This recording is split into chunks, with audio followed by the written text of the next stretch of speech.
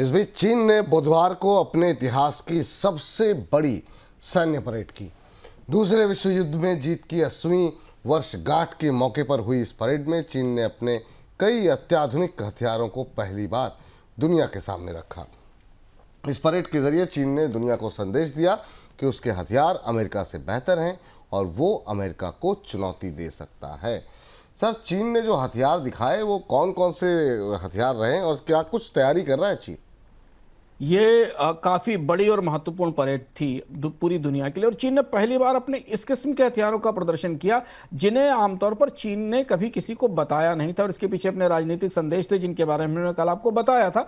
तो हम उन राजनीतिक संदेशों से अलग प्रतिरक्षा की दृष्टि से समझने की कोशिश करते हैं कि चीन ने आखिर वहां क्या दिखाया और उसका क्या दुनिया पर असर है। भारत तो चीन का प्रतिद्वंदी प्रतिस्पर्धी, पर अमेरिका के लिए भी उसके संकेत है। जैसे चीन ने अपना न्यूक्लियर ट्रायड दिखा दिया वहां पूरी बार। ट्रायड का मतलब जमीन आकाश से और पानी से, समुद्र से मार करने वाली। तो इसमें जो आईसीबीएम डोंगफेंग के तीनों रेंज हैं, डोंगफेंग और जो 12 बार ले जाने वाली क्षमता वाली डोंगफेंग 5C है, समुद्री मिसाइल है जुलांग जो कि पनडुब्बी से लॉन्च होती है सबमरीन्स वाली, और हवाई GL-1 हवा से लॉन्च होने वाली न्यूक्लियर मिसाइल। ये सारी न्यूक्लियर मिसाइलें चीन ने एक साथ प्रदर्शित करती, जो बेहद चौंकाने वाला था।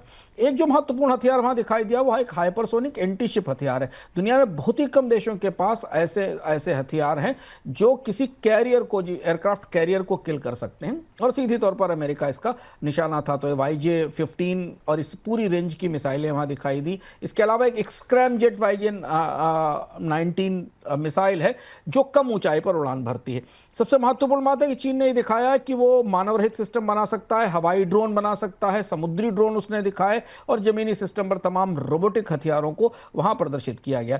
एक जिस हथियार की चर्चा सोशल मीडिया पर सबसे ज्यादा है उसमें एक लेजर सिस्टम है जो ड्रोन्स को हिट करने वाला हथियार है। एंटी ड्रोन सिस्टम अभी दुनिया के कम ही देशों के पास है, और ये लेजर सिस्टम भी वहां लगाए गए, वहां दिखाए गए, जिसको लेकर तमाम तरीके की चर्चाएं अलग अलग जगह चल रही हैं।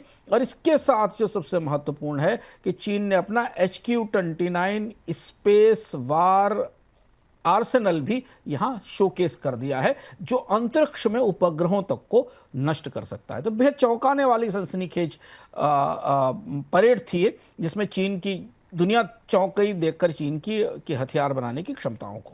जी सर, अगर अमेरिका से कंपैरिजन करें तो अमेरिका के कंपैरिजन में चीन कहाँ खड़ा दिखाई देता है अभी?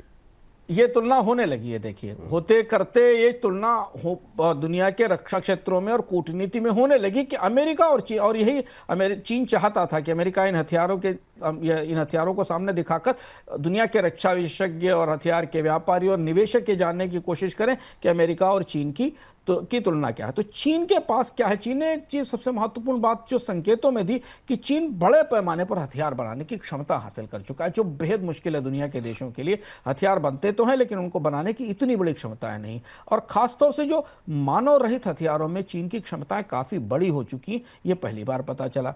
दूसरी चीज है कि मानव रहित और मानव चालित हथियारों का जो सिस्टम है उसको इंटीग्रेट करने की क्षमताएं अमेरिका से ज्यादा बेहतर हैं, ये भी कल वहां पर दिखाई दिया। हाइपरसोनिक एंटीशिप मिसाइलें अमेरिका के पास सीमित हैं, चीन ने अपनी उसमें क्षमता दिखा दी कि वो बना सकता है, और चीन में अब लगभग वैसी ही हथियार बनाने की क्षमता है जो सेकेंड वर्ल्ड वॉर के दौरान अमेरिका की थी। ये 4-5 बड़ी चीजें जो निकलकर आई हैं। अमेरिका की बढ़त यह है कि जहां चीन कमजोर है वहां उसके पास युद्ध का कोई अनुभव नहीं है। अमेरिका ने हाल के युद्धों में हमले की क्षमता टेस्ट की है, और PLA ने 1979 के बाद कोई बड़ा वार नहीं लड़ा है। अमेरिका इनके लगातार टेस्टिंग करता रहा। जो स्टील्थ बॉम्बर प्रोग्राम है वो अमेरिका की बड़ी बढ़त है, B-2 और B-21 वाला, जिसको चीन अभी बनाने की कोशिश कर रहा है। और अमेरिका की दुनिया में सैन्य पहुंच बेहतर है, और अमेरिकी सिस्टम युद्ध में आजमाए जा चुके हैं, चीन के सिस्टम्स को अभी आजमाया नहीं गया है। और ये जो बड़े बदलाव हैं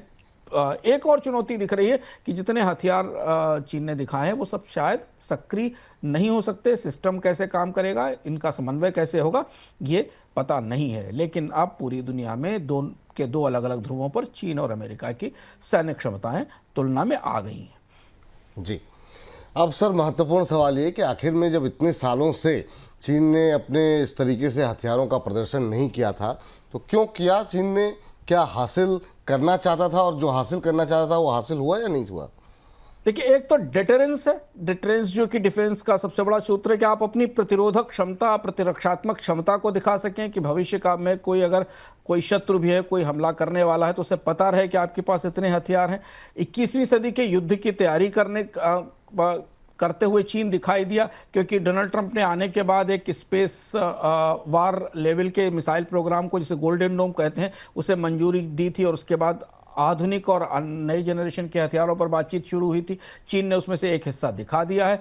दूसरा ये कि उसने इसके लिए एक बड़ा बाजार खोल लिया है, क्योंकि अब वो मानव रहित ऑटोनमस वेपन्स के मामले में एक बड़ी निर्माण क्षमता रखता है, तो इसे पूरी दुनिया में बाजारों में बेचने में चीन को सुविधा मिलेगी और नया बाजार मिलेगा, क्योंकि यूरोप को भी हथियार चाहिए, बाकी देशों को भी चाहिए।